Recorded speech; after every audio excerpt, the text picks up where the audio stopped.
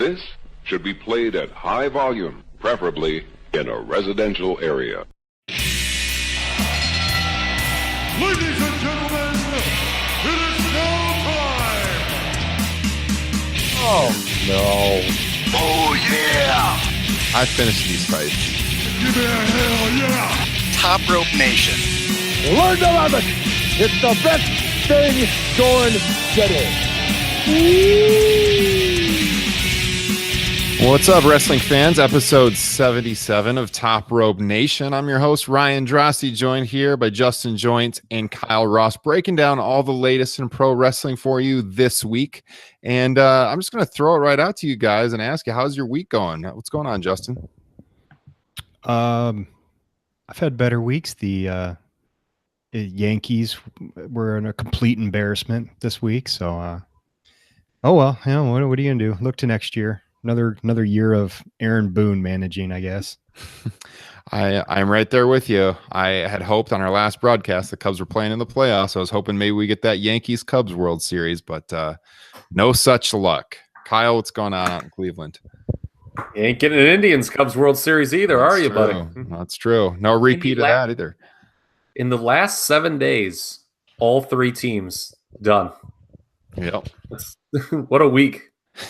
What a difference a week makes. I've completely tuned out of the baseball playoffs at this point. I'm just not interested. Typical Cubs fan. It's not even just I'm just not interested in the teams that are remaining. That's all I can say. So I'm full in on. I'd probably be watching it if the Bears didn't have a fighting chance at the playoffs this year. But since I'm excited about the Bears, I'm full in on NFL now. So typical sports fan. So wrestling wise, guys, we had just had our WWE television wrap last night. We're recording this on Wednesday night. We had Super Showdown on Saturday, early Saturday morning. So we are streaming right now live on YouTube for our Patreon supporters. Check that out at patreon.com/TopRopeNation and going out live on YouTube, as well as later on delay to all of the podcasting platforms. So if you guys are listening on iTunes, Stitcher Radio, Spotify, all the usual suspects, go ahead, hit that subscribe button, leave us a rating. We would greatly appreciate it. And so if you are listening, send us your thoughts, by the way. We have a listener email. It's topropenation@gmail.com.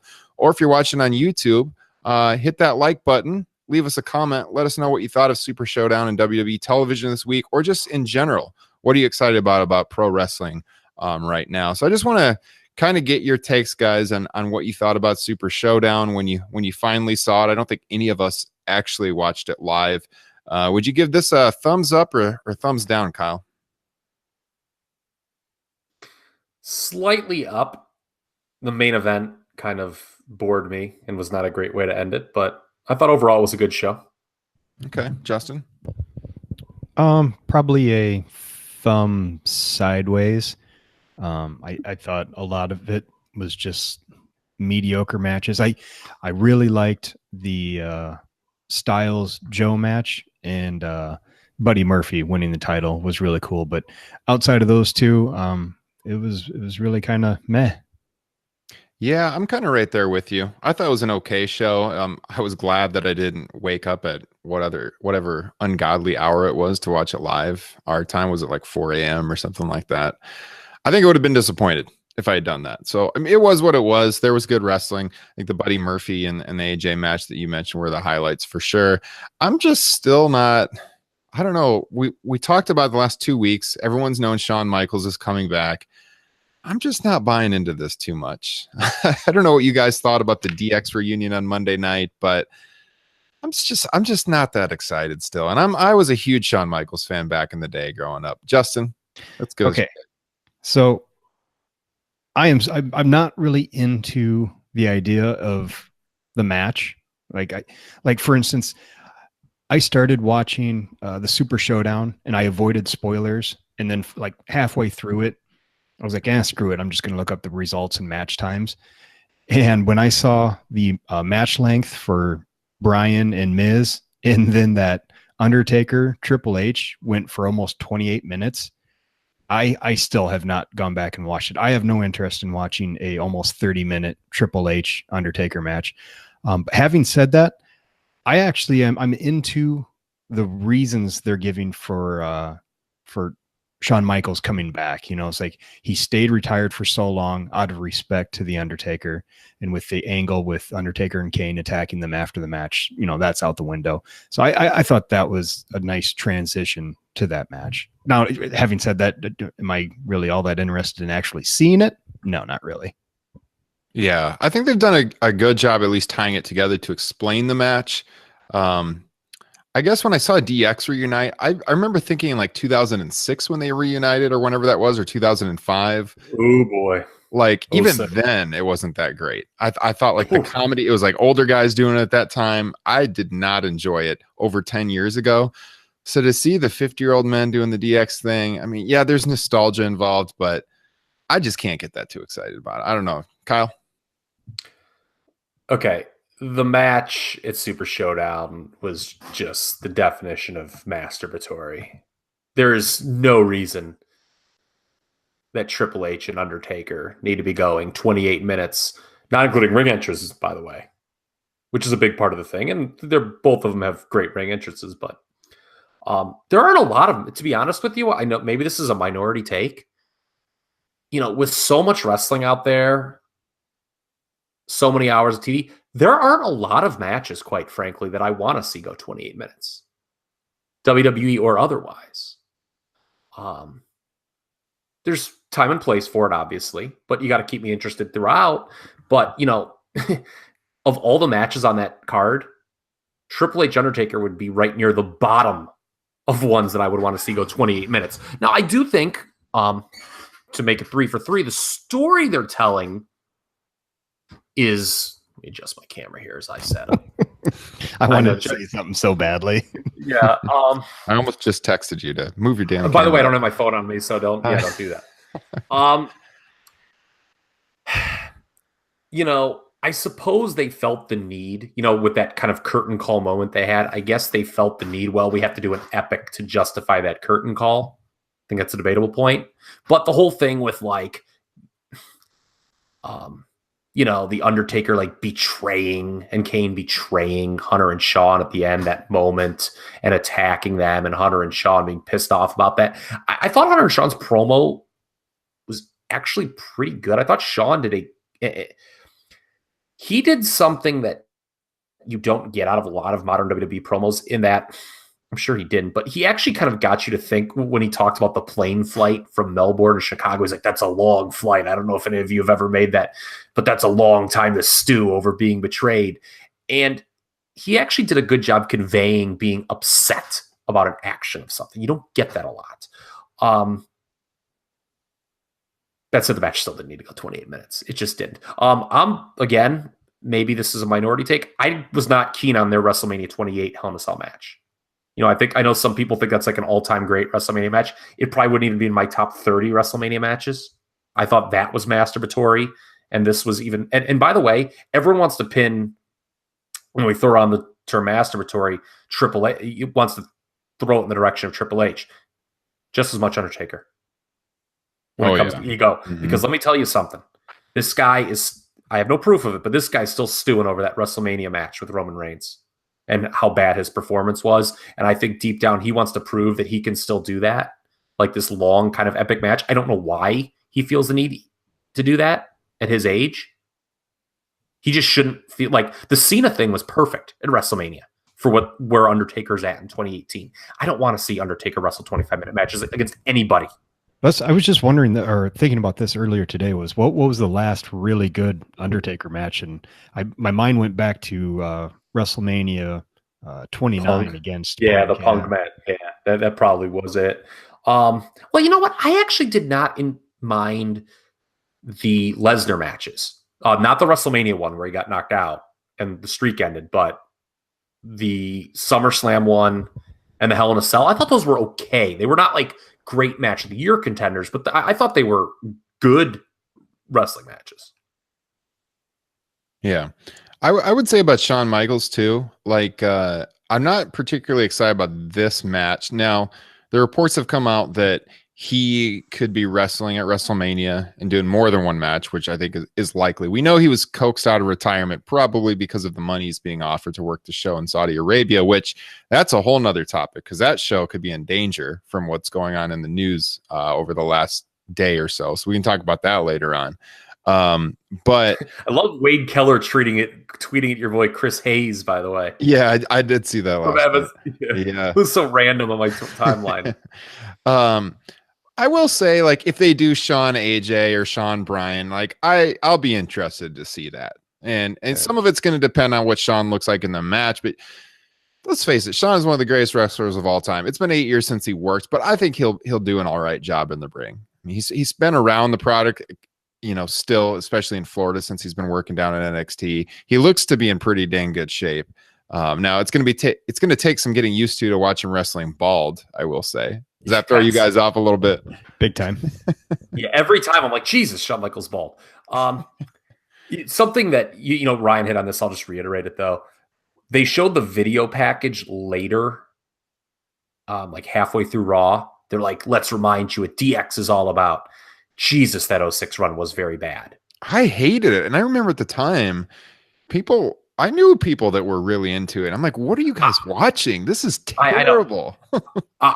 I would put that up against the very worst years, like of WWE, like in terms of like my least favorite year of WWE. 06 is a contender. Those DX dominated Raws. I'll say this has a chance if they're more serious. Because like you're right, the old guys doing like juvenile comedy just for me was like horrific. Mm-hmm. Like Shawn would do like the cheap merchandise plugs, like as awesome as they were in 1997. Yeah. Is as bad as they were in 06. And this is going to be hopefully smaller doses. I mean, it's what, 3 weeks to Crown Jewel now. Mm-hmm. Yeah. So, hopefully after that, it's kind of, we don't know when they're going to do the Shawn and Taker match. It may be as early as Survivor Series.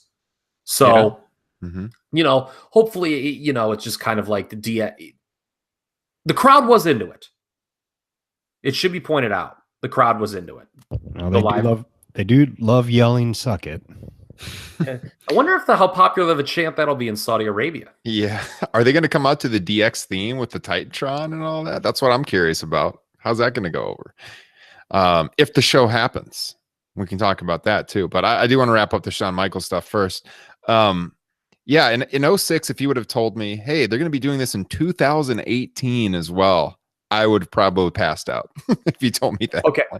Okay. It's funny because why do they do it? They think they're going to like bring in these lapsed fans, right? That's, I assume, the goal when you do Hunter and Shawn against Undertaker Kane in 2018 , right? Well, but how much is it about the Saudis wanting to see the match too? And that too. And in that case, you're right. In that too. But I don't know if you guys saw, like, I have my old college roommate who I haven't talked to in like one of the years, my sophomore year, like randomly writes on my Facebook wall, what the hell is Shawn Michaels doing on Raw in 2018? And this is a guy who I'm assuming like probably has watched wrestling like 5 times since my sophomore year of college when he lived with me. Yeah. So like, I think it kind of has a counter effect too. It's like, it's not just, they think, oh, these people, oh yeah, man, my favorite's back. But I think there's a lot of people who are looking like, Jesus, this guy's still around.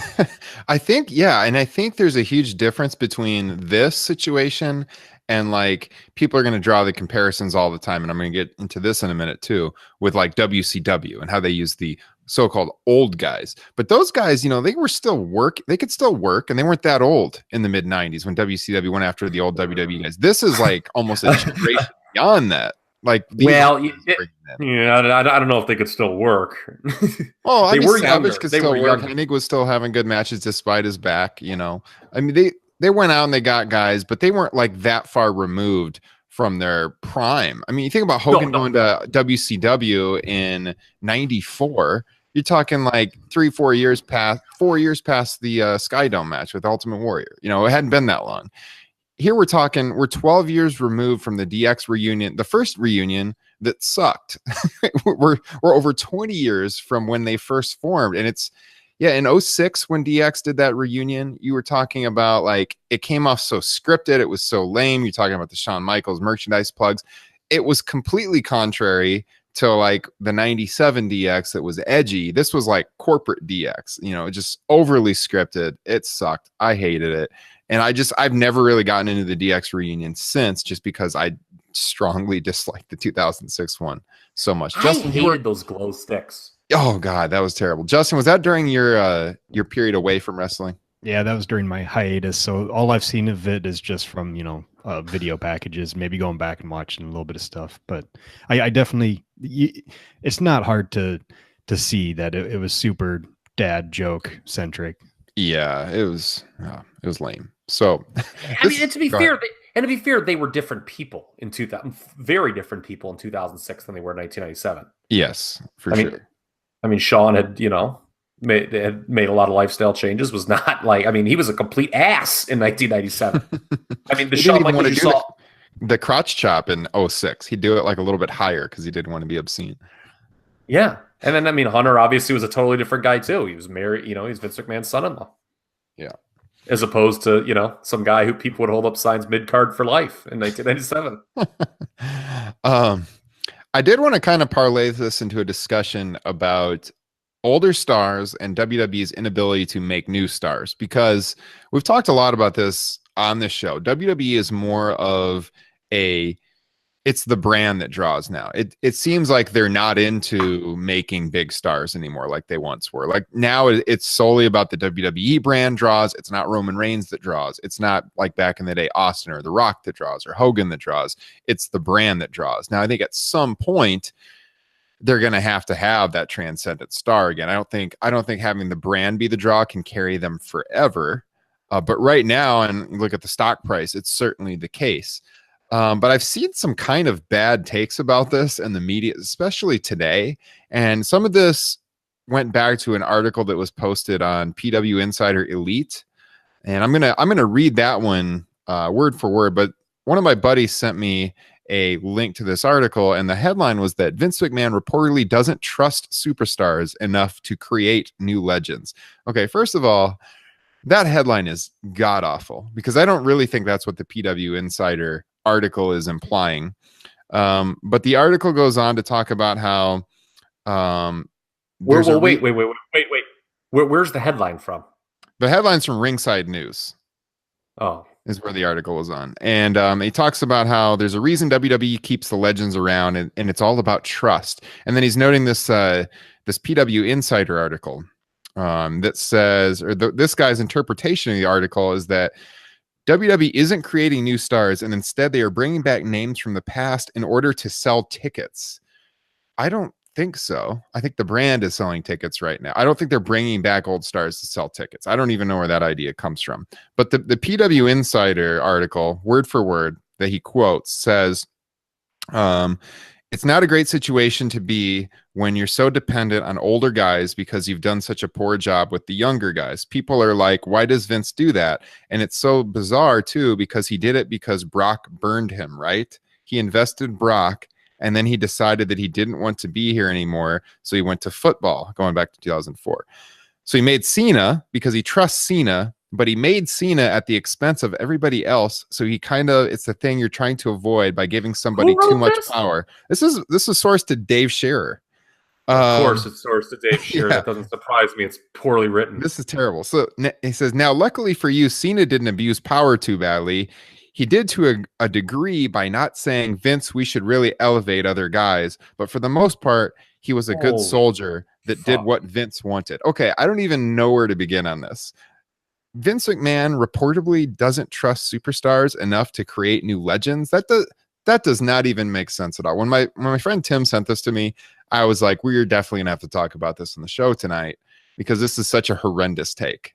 So do you guys think Vince McMahon doesn't trust his roster enough to make them legends, and that's why he's bringing in the old stars? Your thoughts? Scratching your head. No, I'm trying to just unpack what the argument is. There is some truth. I mean, I do think, and I've spoken about this on the program before, like the disconnect that exists between what's going on down in NXT and, you know, what happens on the main roster. And some of it is, I think, people like, what the hell is going on, man? These guys, they're booked so well down on NXT. They come to the main roster, they flounder. And, I think it speaks to NXT being like of Triple H vanity promotion in addition to being developmental, in the sense that I don't know if Triple H is being dishonest with some of these guys, how they're going to get treated on the main roster or what, but like, I just think Vince, I do think that a lot of the quote unquote new guys being brought in, Vince doesn't see as much in them as maybe certain fans do. I think there's some truth to that. I think Vince, but at the same time, I mean, there are a lot of the Shield. I mean, I don't think we think of them as new guys because they've been around for 6 years at this point, almost. But I mean, in the grand scheme of things, I mean, they're relatively new, right? I mean, I just don't know what the article means. I mean, the whole thing, like John Cena at the expense of I think what he's saying, and it is very poorly written, and this is direct quoted from PW Insider, so I'm assuming the typos are in the original article, but they're basically saying that Vince in the past has made stars or tried to make stars, and they've burned him. Like Lesnar, they went all in on Lesnar, and then he decided to leave. So the article is trying to say that Vince doesn't trust the stars enough to put everything into making them new legends. That doesn't make any sense to me at all. No, I mean, who's burned him really? I mean, I guess Lesnar, okay, fine, he left, but that's just one instance. Hogan, when Hogan left, Vince let Hogan go. Yeah. What do you think, Justin? I mean, I don't know. I'm just so dumbfounded by that entire thing. I just can't wrap my head around it. I mean, it's like he doesn't. I mean, what has he been doing with Roman Reigns for the past 4 years? Exactly. If he hasn't been building superstars. I mean, I think there's at least a handful of newer to newish superstars that are going to go down as legends that have been made in just like the past 5 years. Okay, here's another argument too that people who view WWE through a non-WWE lens do not understand. Okay, take AJ Styles in the case of him. There are people out there. I actually just had this discussion with a buddy of mine, Chad, as a matter of fact, about 10 minutes before we went on the air, that there are people who view AJ Styles' title run as this big disappointment. But I would have told you when AJ Styles was brought in 2016 that he would essentially be the face of SmackDown for 2 years, what would you have said? No way. No way. I wouldn't believe it. So I think there's, and another buddy of mine, fan of the show, Bryan, he was he was over at my house watching NFL on Sunday. He's like, who's really good, a really good wrestler is this AJ Styles. This guy's really grown on me. And this is someone who has never watched New Japan Pro Wrestling. Okay, just doesn't have the time, desire, may not know what it is, quite frankly. But, I think people who watch WWE through a non-WWE lens, they're aware of the outside world, very cognizant of it, maybe prefer it to the WWE, very much underrate that AJ Styles is a pretty made guy in WWE. Yeah, they don't build the promotion around him. I would not have had Miz say what he said on SmackDown. I always think that's so counterproductive to point out that a champion has been in the middle of pay-per-views. Mm-hmm. When Shawn Michaels would do it to Bret Hart in 97, it was considered so horribly unprofessional. But now it's we're scripting that. I don't know about that, but fine. Roman Reigns is the guy in WWE, but AJ Styles is a pretty made guy within WWE. And I would not have predicted he'd be as successful as he is. So, there are people oh, they're wasting AJ. Are they? Or did you just have unrealistic expectations as to what AJ Styles could do in the WWE? Mm-hmm. be a little wrong on this because I was looking at it last night, but just a little fun fact for AJ Styles and his reign as champion. He is now the 12th longest combined reigns as champion for number of days. 12th longest of all time for WWE champion. He passed CM Punk not too long ago, and he is approaching Randy Savage. Wow. Yeah, he's had 2 really long reigns. I don't really get the problem people have with the Styles title runs either. As far as creating legends go, I do think there's some psychology with this, and I've seen this written about other sports before. I don't think people realize a lot of times when people are quote unquote legends in the time. I think we kind of look back years later and realize like, man, that guy was really good. They're a legend. Like, I think it's almost kind of rare to have a guy that people at the time kind of acknowledge as being like an all-time legend and one of the best ever. I think that a lot of times it comes later. Now look at the NFL with Drew Brees. We were just like, everyone like, because he just broke the passing record Monday night. I think everyone like took a step back and like, and then the ass kissing got a little much for me in the next 24 hours. But, there was a lot of, quite frankly, just deserved ass kissing that occurred over the next 24 because people were like, for the last 10 years, we've had all these announcers blowing Tom Brady and blowing Peyton Manning. But what about this Drew Brees? Mm-hmm. Oh, yeah, that's a good point. Yeah, so I don't think Vince McMahon is reluctant to make legends. I think he's been trying to make stars. They haven't had that transcendent star for an abundance of reasons, and that's a whole nother discussion. 50-50 booking, the booking in general, their positioning and their storylines. We could talk about all of that, but it's not for a lack of trying. They've certainly tried with many, many different people. And to say that, Vince McMahon doesn't trust these guys, so that's why they haven't had the that's ridiculous. I thought it was one of the craziest assertions I've seen in the wrestling media in quite some time. So I definitely had to throw that out to you guys and what you thought. And is Daniel Bryan a star? I mean, granted, it was a very interesting situation how he became one. Yeah. I'm obviously answering the affirmative, but like, I just think that people have these unrealistic expectations for what's, I'll use this term, their favorites should be. Yeah. And it just comes full circle too, because we're talking about this because I'm tying it in with the Shawn Michaels return and TripleH and the Undertaker and everything.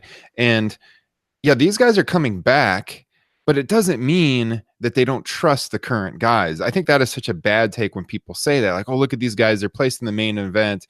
That means they don't trust the current guys to main event the show. That is not at all what it is. It's like a special circumstance. It's the Saudis throwing a ton of money at them that kind of dictates that this has to have an important place in the card. Plus, yes, they are legends. They are going to be in a featured segment. But it has no bearing on what they think of the current roster. That's ridiculous. Shawn Michaels' return, whether you want to see it or not, if you're going to do it, has to be positioned as the top thing on the show. Absolutely. Yes. It just has to be. Now, again, tag match should not go 28 minutes. No. Will it? Probably. Good chance it will. Plus the entrances. Can't forget the entrances. They'll be long. Yeah, so that's like 40. That's like 40 minutes probably with the 4 guys. Yeah. Should we talk about why the Saudi show might be in danger? I mean, I don't know that the show's going to happen right now, looking at current events. Have you followed this? You guys followed what's going on? I'm not exactly sure what you're going to talk about, but I think I know. The journalist situation? Yeah, the journalist. Yeah. And even before the journalist, I thought I'd already seen that they moved to a much smaller venue too.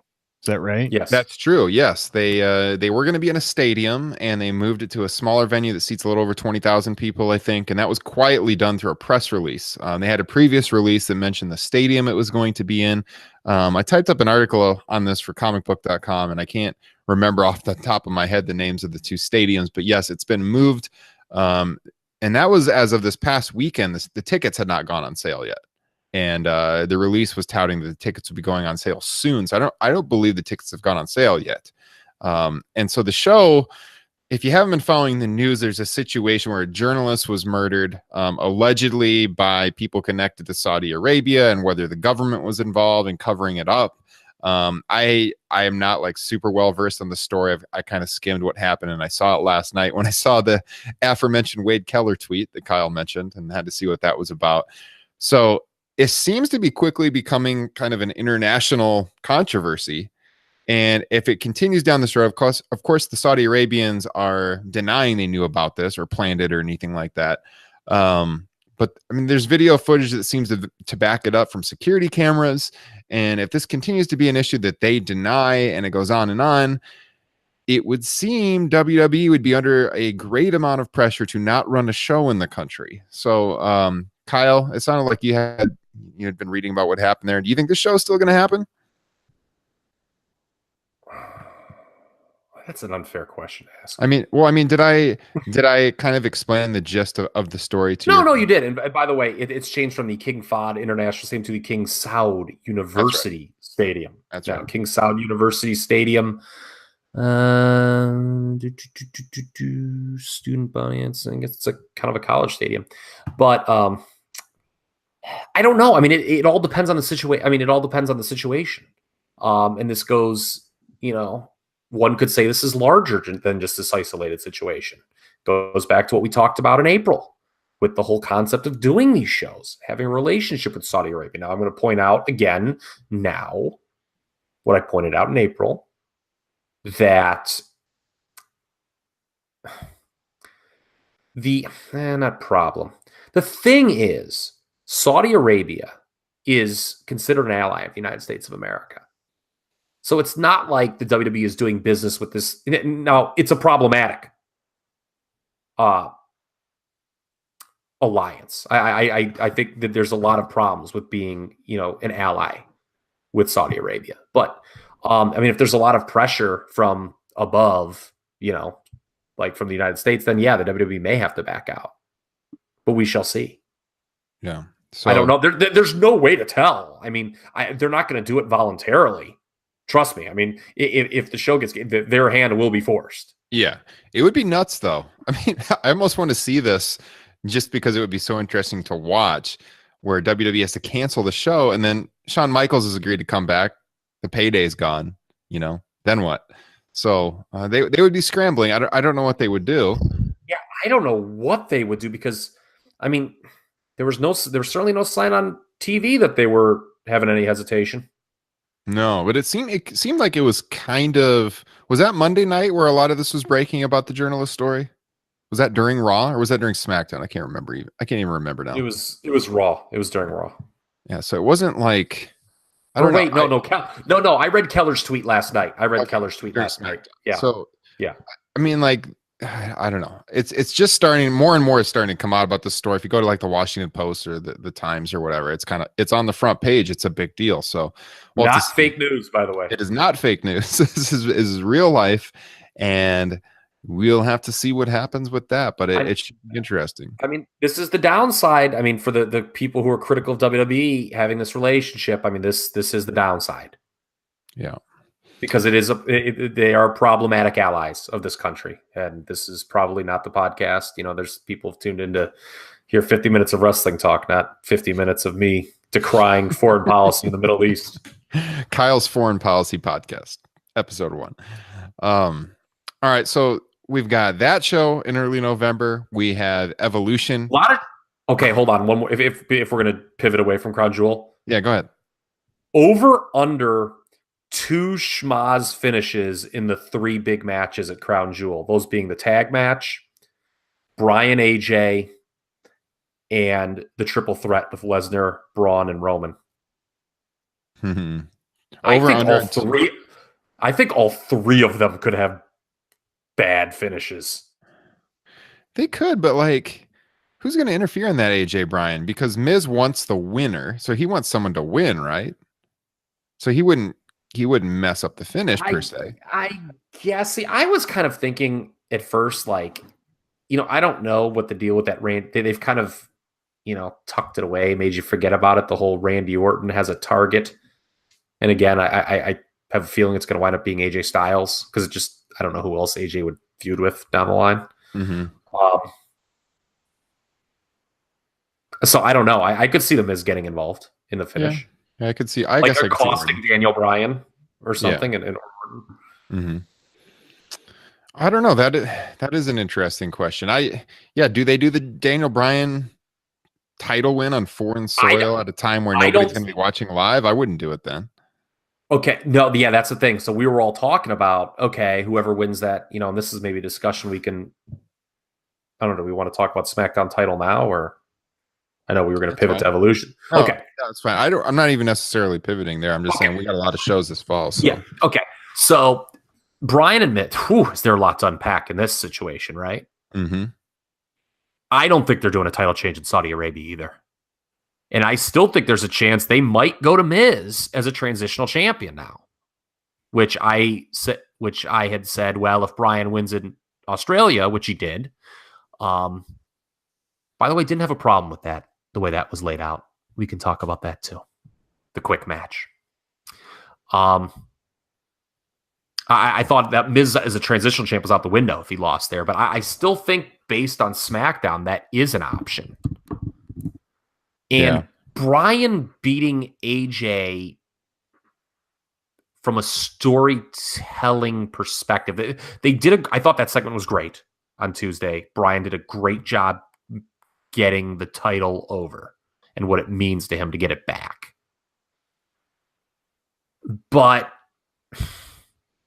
God, you just get the feeling that it would just be a better moment if he beat Miz for the title and not AJ. And that is like how they wrapped up that feud between Bryan and Miz, and that's how Bryan got the title back. Yeah, I would have just done the match on SmackDown 1000, to be honest, like we talked about on the podcast. I'm shocked that they're not doing it at SmackDown 1000. I mean, granted, they're filling it up with a bunch of other bullshit, but still. Yeah. Yeah, I think a lot more people will be watching it on SmackDown 1000. So yeah, when they announced that, my first inclination, Ryan was saying, I was like, I don't think they're doing the title change on a Friday afternoon. On a what is it? An afternoon show, foreign soil when not everyone's watching. I still think, and I would be interested to hear if you guys agree, Bryan eventually is getting it. Maybe even still before Mania. Royal Rumble, Phoenix, his kind of new hometown. Oh, yeah, that would make sense. Yeah, he absolutely should get it before Mania. I think he will. Almost certainly. Because they've done Daniel Bryan winning the title at Mania before. I think from their perspective, that's the way they look at it. We've told that story before. So I think they just kind of want to get the title to him. Yeah, I mean, and if we talked about when Bryan came back at WrestleMania last year, to kind of go to a reference from our resident sports handicapper here, Kyle, if we said over under, Bryan holds the WWE or Universal title, before next year's WrestleMania, so under, or past next year's WrestleMania 35, over, what would you say? And I think all of us would say he would probably win it within that first year back. Don't you think? Would any of you have said, no, it's going to be over a year before he wins the title? No, probably not. I mean, at the very least, at WrestleMania 35. Yes, yeah. And they could still delay it till then, but I don't know. I think he's going to win it before WrestleMania, either if it's from AJ or from Miz. Mm-hmm. All right, so yeah, we'll see. I did like that segment with Bryan and AJ and the Miz on Tuesday night at SmackDown, where they all were kind of roasting the Miz, and then the Miz did what he does best at the end, where funny Kyle should mention the part about AJ not main eventing pay-per-views as champion, and whether that even really matters. But he mentioned, well, you just have to look in the mirror, AJ, to know why you're not main eventing pay-per-views. I don't like that promo. Yeah, I don't like doing that. Well, I thought it was an effective heel promo. I liked it. Same the here. problem was people were kind of cheering the Miz though. Oh, he's so good. I think nowadays it's hard to not get cheered when you're a good heel. I don't know. I feel like they've been cheering the Miz though for a while now. I think he has good heat. He has good heat, but it's a situation where people find him really entertaining and they do pop for things that he says. No, people respect the Miz. I mean, and it just shows just how out to lunch people like Dave Meltzer are who don't get the Miz. Bryan really doesn't like the Miz. I mean, no, seriously. I mean, those two are like the only two guys left that don't like really understand just really what a great pro wrestler the Miz is. Yeah, he may not check the boxes that they have for what makes a great pro wrestler, but for what makes an effective professional wrestler within a WWE setting, he checks those. What were some of the references in that promo that Bryan and AJ used to the Miz, where the Miz was just stewing in the background Tuesday night? They call him the 2-minute man. They kept calling him. I thought that was outstanding. I thought, AJ, he's always been kind of weak on promos. Yeah, that's something.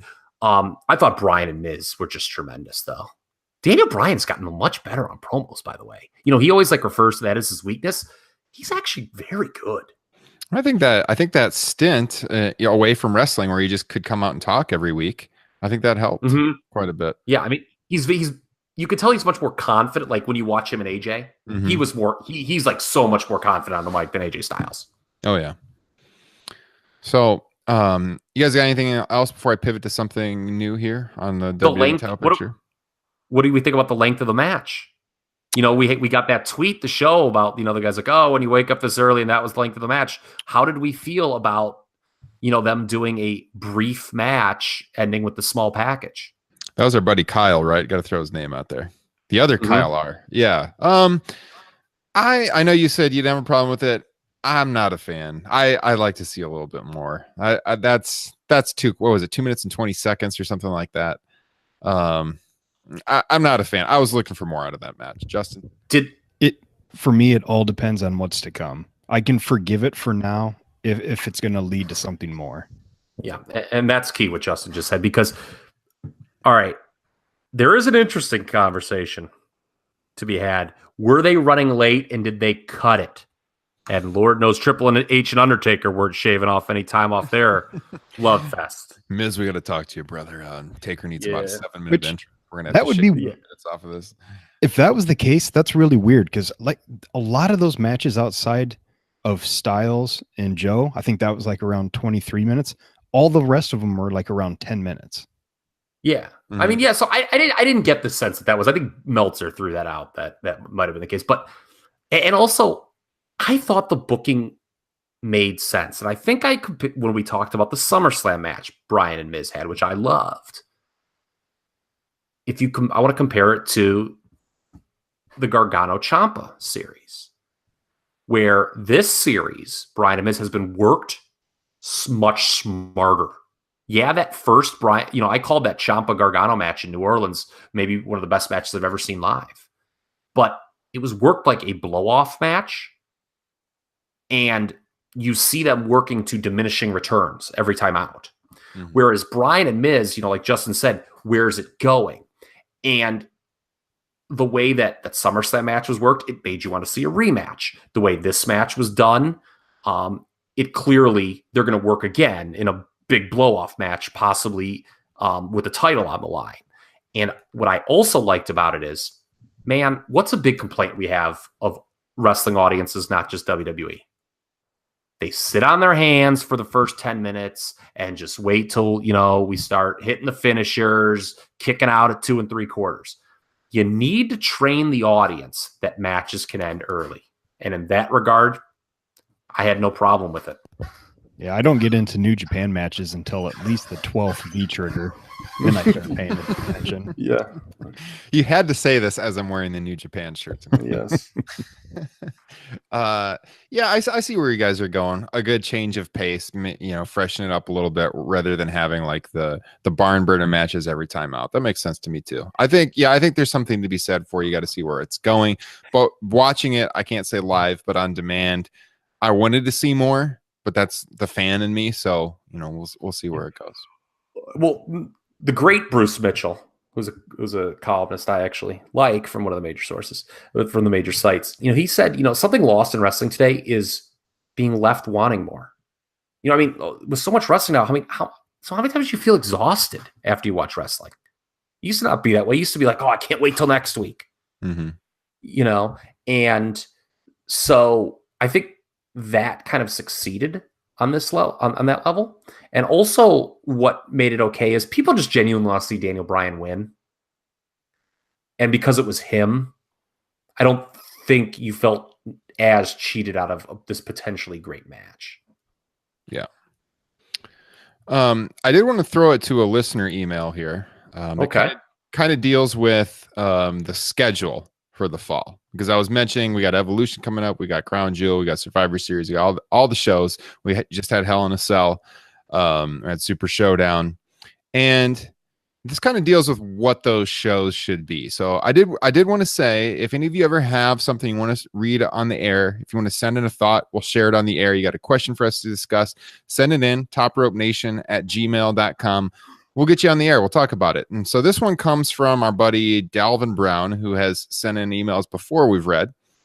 He says, hello there, Top Rope Nation. I had a thought about WWE using former WCW pay-per-views to incorporate into their schedule. However, my thoughts would be to take out some and replace some with more memorable names. So for example, in April, post-Mania, there could be Spring Stampede. July, Bash at the Beach. October, have Halloween Havoc. December, Starrcade. Don't make these house shows like they've done with Starrcade, I think, last year. And they're doing it again this year. Yeah. Don't make these house shows, and I will find them to be better. He says he would take out Extreme Rules, Hell in a Cell. What do we say? I love this idea. Why? And they own the branding to those names. Why not use some of these most recognizable names in the history of pro wrestling? Especially, it seems like they have just kind of some nameless pay-per-views. We've talked about how Hell in a Cell now being not in October. It used to be in October. I guess it was in September this year. But we've talked about how Hell in a Cell is a theme pay-per-view. Not the biggest fan of that because you always just have to have the Hell in a Cell match. But I would love it if they'd bring back Halloween Havoc as the October pay-per-view. I think that would be great. That's about the only one I like. I mean, a lot of those other ones are just kind of stupid names that, I mean, just Spring Stampede never meant anything. That was just WCW. I think that was their 11th of the 12 months they filled up. Yeah. I mean, in Bash at the Beach, I mean, just, I don't know. Great American Bash, they kind of brought that back for a while, but they're just a little bit too global for that now. Just Starrcade and Halloween Havoc might be really the only ones that I think mean a lot to people. Yeah, see, I don't think the issue is, okay, you can call it something, you can call it Halloween, but if the card's no good, then it doesn't matter. That's true. But we did talk about how this is a branding thing nowadays with the brand. Okay, I'll say this. WCW with the, WWE, you mentioned this, right? I think that WWE has some pretty generic titles for its pay-per-views. Mm-hmm. Payback. Great Balls of Fire. Well, that one was good because we got Jerry Lee Lewis on the paper. Yeah, Payback. But, this was more of a thing in the aughts when you had like Backlash and Vengeance, Unforgiven. Unforgiven, Fully Loaded. Like, those names really meant nothing. I actually thought, truthfully, in the heyday of the Monday Night Wars, WCW did have better branded pay-per-views. Oh, yeah, I agree entirely. With the sets and stuff, even as dumb and failed a concept as Road Wild was, at least it was like unique looking, Yeah, I was going to say that for Bash at the Beach. It would actually be very cool if they brought back Bash at the Beach and they did it outside like WCW did a few times. Make sure to actually sell tickets though. But I think the scenery change on wrestling events is huge to freshen up things. And I would love to see them do something creative like that where you have a different setting. I think Bash at the Beach. Yeah, but I think that could be a cool pay-per-view to bring back. I kind of agree with what you guys were saying. Like Halloween Havoc to me would be one of the coolest ones to bring back. I always love the Halloween Havoc sets. I think Starrcade has a lot of potential. And they've done Great American Bash. That was one of the classic. And it didn't work. It didn't work. Now, part of it was those shows, I believe, when they brought it back the first time, it was a SmackDown only pay-per-view. Mm-hmm. And I think the first two, but they did not do well on pay-per-view. And, of course, Vince was like, well, no one likes this name. But I think, that was maybe self-serving. I don't know. I mean, do you know what I would do? I would make, if it fell on a Monday or a Tuesday, I would make a Raw or a SmackDown, a special Halloween Havoc edition of the show. Yeah, that would be cool. I like that idea. Mm-hmm. Is what because that's one thing too with these Raws and SmackDown. I wish they would do like every once in a while, like a themed episode of those shows. Mm-hmm. And I think it's just cool, if it's actually Halloween or something, mm-hmm. or close to, like people like into like dressing up in costumes, and I don't know, you can even bring back some of the silliness of the 80s. Remember that Saturday Night's Main Event? Yeah, I always really liked when they did the throwback Raw shows and they brought back the old red, white, and blue Yeah. ropes and the Raw set and stuff. So Yeah. yeah, it's just a good change of pace, freshen up the look for a week or so. Yeah, as far as the other WCW pay-per-views go, like I don't see them bringing back Uncensored or Super Brawl. What else? No, Fall I mean, Brawl. those names didn't mean a ton. I mean, well, Fall Brawl was always associated with the War Games, but Which NXT is using. So there you go. There's one. yeah, there you go. They did trademark all those names because they were pissed at MLW for using War Games. So. Mm-hmm. No, I think Starrcade makes sense and Halloween Havoc makes sense, and the rest I don't know, I can give or take, but those two would be cool. You know, guys like us, I think, also maybe overrate what the name Starrcade means to the younger audience. It still means a lot in the Carolinas, which is why it worked really well last year. This year they're running it in Cincinnati, which is a little curious. But Cincinnati, you know, NWA did run there. But I don't know. I don't have I don't think, unless if you wanted to make it a huge deal, like Starrcade like loaded up, because remember that was their signature pay-per-view. Or allegedly was. Under Bischoff, some would say that changed, but unless you're going to load the show up, it really doesn't mean a hill of beans. All right. So, all right, good discussion. Yeah, we could see some of that come back. I don't know. We'll have to see. But yeah, I guess we're kind of running low on time here. We're getting close to the end of the show. Anything else you guys wanted to hit on before we take it home this week? I am all in on this Bobby Lashley heel turn. I thought that was I'm not even being like a troll or joke. I thought that was outstanding. I thought Raw, the first half of Raw, with the Lashley heel turn, the Nikki Bella heel turn, and the absolutely outstanding Battle Royal was great stuff.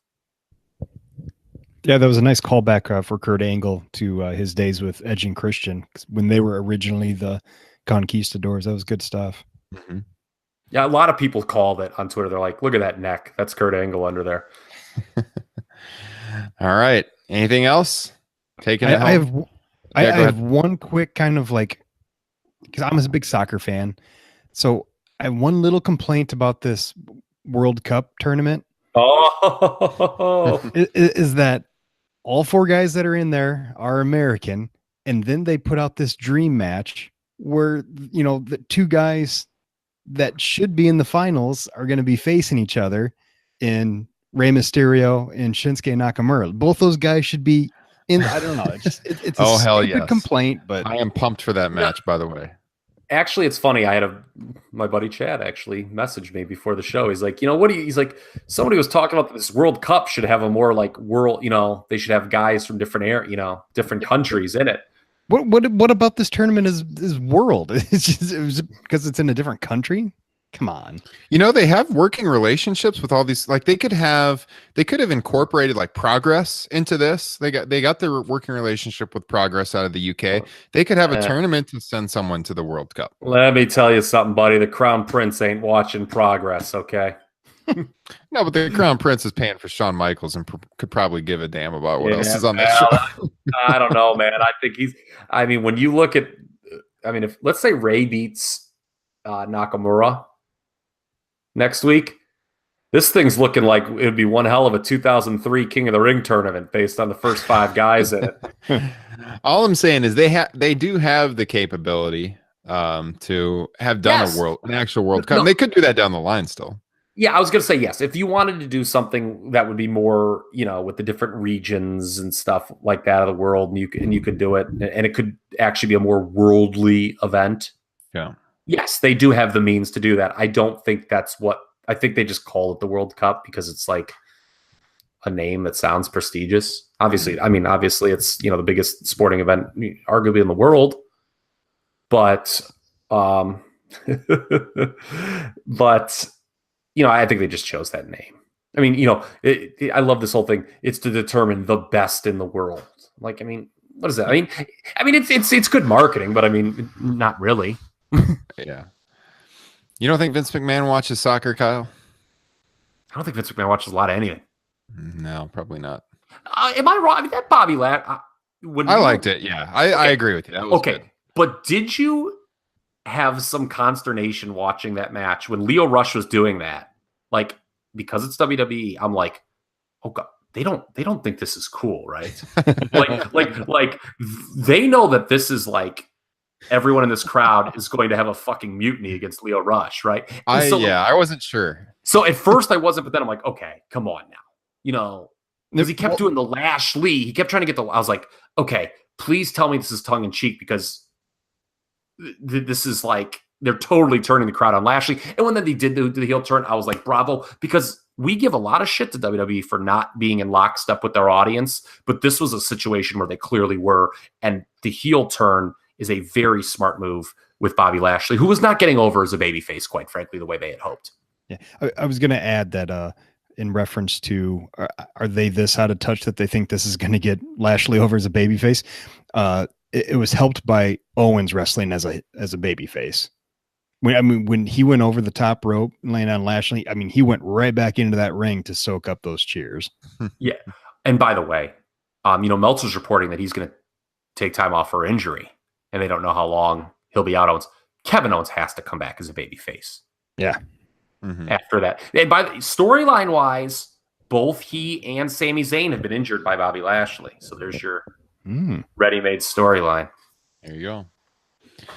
All right, guys, if you like this episode, if you're watching on YouTube, please hit that subscribe button. Give us a like. Let us know in the comments below. What did you think of the show? Do you agree with us? Do you disagree with us? Love to engage with you down there in the comments section and talk a little pro graphs. If you are listening on the various podcasting platforms, again, give us a subscribe, give us a rating. And we will be back with you next week, episode 78 of Top Rope Nation. Enjoy your night, enjoy your day, wherever you're listening. We hope you have a good one.